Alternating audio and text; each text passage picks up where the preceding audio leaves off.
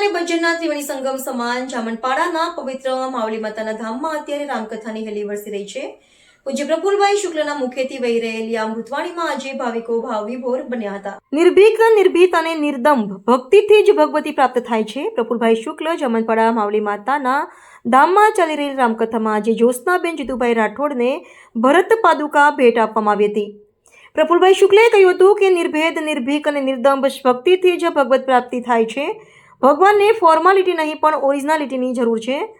Ram કરુણાની fun છે, ભરતજી પ્રેમ નિધાન છે। આજે કથામાં ભગવાનજીભાઈ રાઠોડ, ગણદેવા, ડોક્ટર રાહુલભાઈ રાઠોડ મુંબઈ, પ્રભુદાદા આછવણી, કથાકાર ભાસ્કરભાઈ દવે, ગુણવંતભાઈ વિપ્ર, નરેશભાઈ રામાનંદી, સરપંચ કોકિલાબેન પટેલ, સુરેશભાઈ દલવી, અશ્વિનભાઈ વેન્સરા, રવિન્દ્ર ગાવિત, રંજનબેન ભગરિયા, કૈલાસબેન ગાવિત, કલ્પના ગાવિત, ઉર્મિલાબેન ગાવિત સહિત મહેમાનો આજે કથામાં ઉપસ્થિત રહ્યા હતા। સોમવારે રામેશ્વર પૂજા કરવામાં આવશે। આયોજકો દ્વારા સમૂહ આરતીનું આયોજન કરવામાં આવ્યું છે।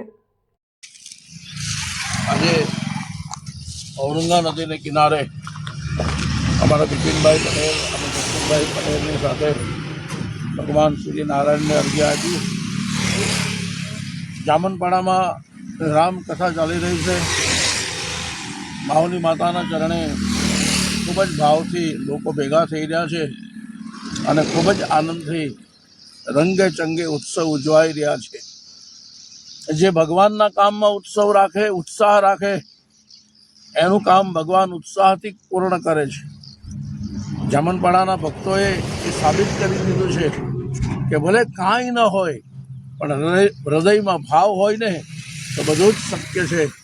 આજે આખું જામનપાડા ગામ રામ નામથી રંગાઈ ગયું છે। આવતીકાલે કથામાં રામેશ્વર પૂજા કરવામાં આવશે અને એ રામેશ્વર પૂજામાં ભગવાન શિવનું પાર્થિવ શિવલિંગ બનાવીને મૂકવામાં આવશે અને 11 રસથી એનો અભિષેક કરવામાં આવશે। રામેશ્વર પૂજાનો ઉત્સવ આવતીકાલે ખૂબ ધામધૂમથી ઉજવાશે। બોલો રામેશ્વર મહાદેવ કી જય।